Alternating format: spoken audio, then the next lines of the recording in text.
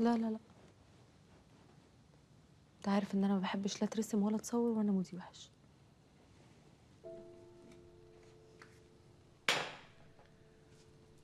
بقالي كتير قوي ما رسمتكيش يا توتو. فاكرة آخر مرة رسمتك فيها كانت من إمتى؟ كانت من حوالي 6 سنين. 6 سنين صح. وقت ما ولدتي زينة لما كنا في الغردقة. استني هقول لك على حاجة ما قلتها لكيش قبل كده. أنت عارفة إن لوحة الغردقة دي واحد كان عاوز يشتريها مني هناك؟ أنا قلت أفتح معاه كلام كده يعني أشوفه هيوصل معايا لغاية فين. تخيل إنه وصل ل 10,000 جنيه، ولو كنت اتكيت عليه شوية كمان كنت خليتهم 15.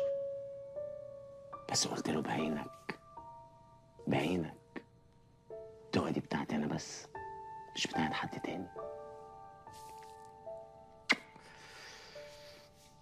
طب استني، فاكرة لما كنا في شرم الشيخ وخدنا اليخت ودخلنا جوه وصممت إن أنا أرسمك جوه المية؟ فاكرة؟ قعدت أرسم فيكي أرسم فيكي وأنا مندمج قوي كده، جت موجة كبيرة راحت دلقاني أنا واللوحة في المية، وأنا أصلا ما بعرفش أعوم أساسا، ومصر إن أنا ما أطلعش من غير اللوحة بتاعتك، رغم إن اللوحة باظت واتشلفطت. بيكسوا قوي في نفسي بروح أمي، يعني ما بعرفش أعوم ومصر أطلع باللوحة. بس ما اقدرش ابدا استغنى عن حاجه انت فيها حتى لو اتشلفطت.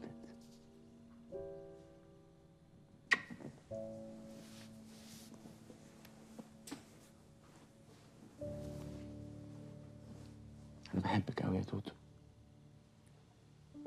نامي يا حبيبتي، نامي وانا جنبك، مش هسيبك ابدا.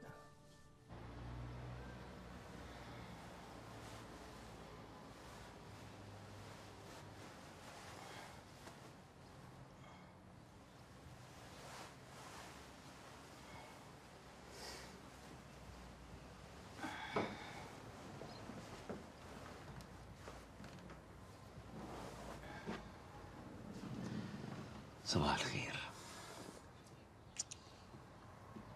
ايه، لسه صاحي من النوم ولا ما نمتيش اصلا؟ هنام يا ضياء، هنام. انا حبيبتي، اللي انت بتعمليه ده مش كويس علشانك، انت حامل. الشغل اللي انت فيها دي اصعب شغل. الارهاق مش كويس علشانك وعشان اللي في بطنك. روح افطر يا ضياء، انا مجهزه الفطار من بدري.